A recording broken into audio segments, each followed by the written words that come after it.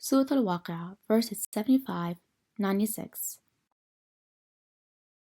Learning objectives. Bismillah ar-Rahman ar-Rahim. Welcome, my dears, to a new lesson. Today we will be discussing the third part of Surah Al-Waqi'ah. In this part, we will learn the verses 75 to 96. First, I will recite the holy verses for you. Then I will interpret them and highlight the meaning of the words that are mentioned in it. Are you ready? Let's begin. Allah Almighty said, Bismillah ar-Rahman ar-Rahim. So I do swear by the positions of the stars, and this, if only you knew, is indeed a great oath.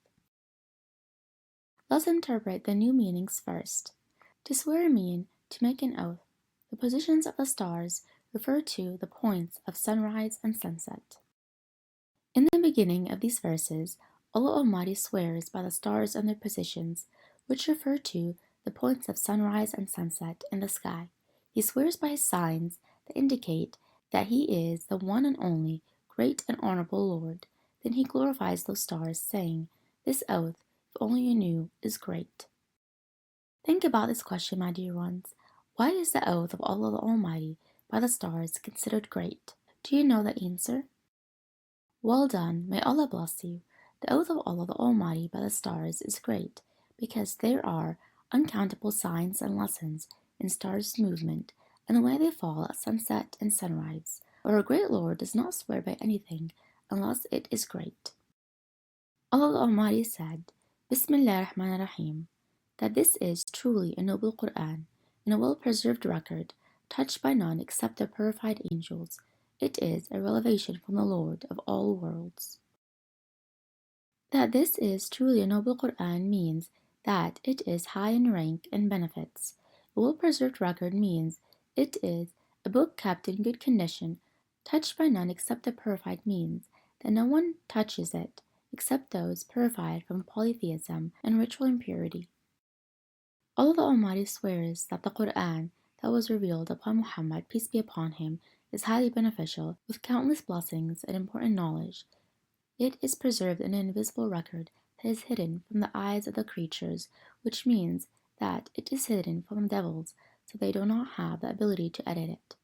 This record is a preserved tablet, which means that this Quran is written in the preserved tablet, and it is glorified by Allah the Almighty and by the angels in the highest assembly.